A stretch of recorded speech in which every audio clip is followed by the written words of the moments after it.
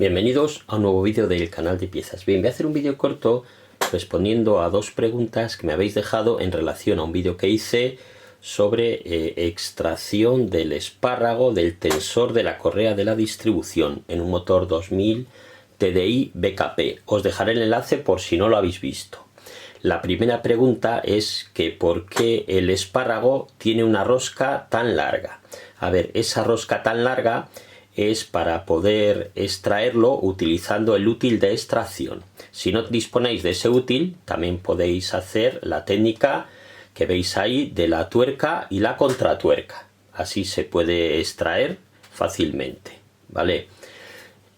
Otra pregunta que me habéis dejado es que algunos kits de distribución, ya sea de motor BKP o BKD, no vienen con ese espárrago. A ver, mi consejo es que entonces compréis otro kit de distribución que sí lo traiga, porque ese espárrago siempre conviene cambiarlo, ¿vale? Bueno, aquí tenéis este vídeo cortito. Si os ha sido de utilidad, pues no olvidéis dar un like y suscribiros al canal.